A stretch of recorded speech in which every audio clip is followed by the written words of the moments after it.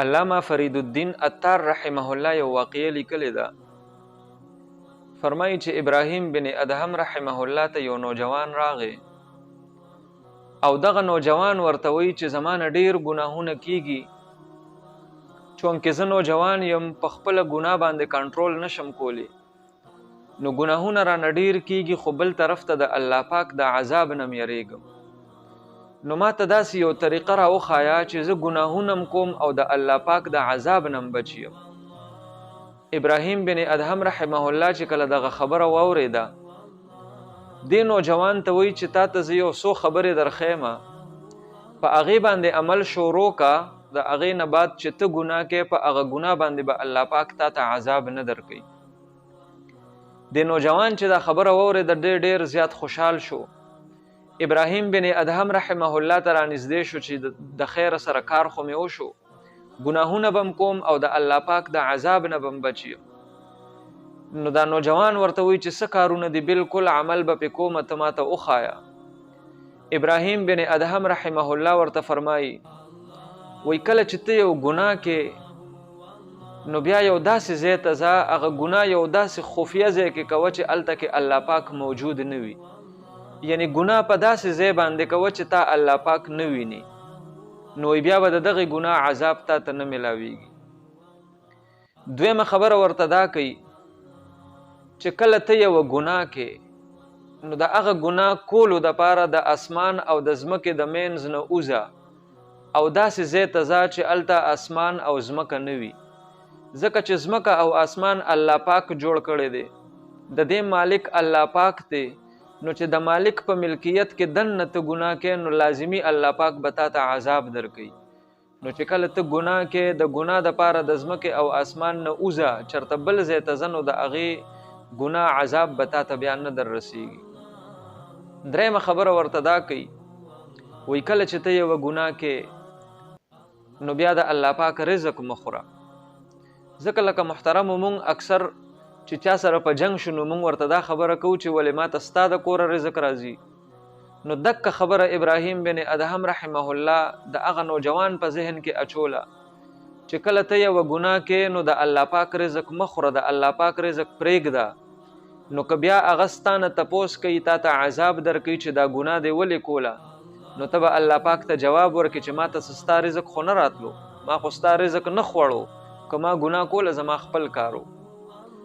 نو کله چې بیا ته ګناه کوې، نو د هغه ګناه عذاب به تا ته نه در رسیږي. څلورمه خبره ورته دا کوي،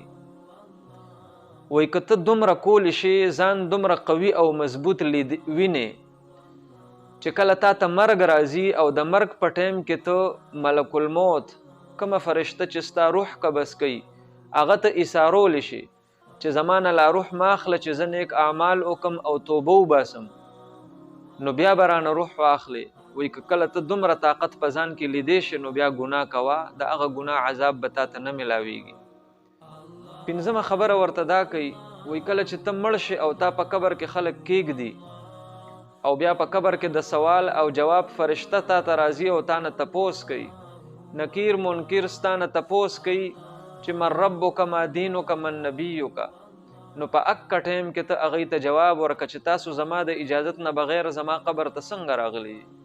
تاسو د چا نه اجازت اغستې هغه یې وشړه. وایي که دکه کولی شي، نو بس بیا ګناه کو، د ګناه عذاب به تا ته نه میلاویږي. او شپږمه خبره ورته دا کوي، وایي کله چې ته د قیامت په ورځ راپاسې او تا ته عملنامه درکړي او په هغې کې هغه ګناهونه وي او د هغه ګناهونو په وجه ته جهنم ته ځې، الله پاک فیصله وکړي چې دا سړی جهنمي دی او فرشتو ته حکم وکړي چې دی جهنم ته راکاږې، اکه ټایم کې ورته ته مضبوط ودرېږه او ته ورته ووایه چې تاسو خو ما جهنم ته نشئ بوتلی، زه جهنم ته نه ځم، زما که هر څومره ګناهونه دي زه جهنم ته نه ځم، زه به جنت ته ځم، تاسو ما جهنم ته نشئ بوتلی. وایي که چېرې دغه څیزونه ته کولی شي او ته په ځان کې دومره طاقت لیدی شي، نو بس بیا ته ګناهونه کوه، د هغې عذاب به تا ته نه میلاویږي.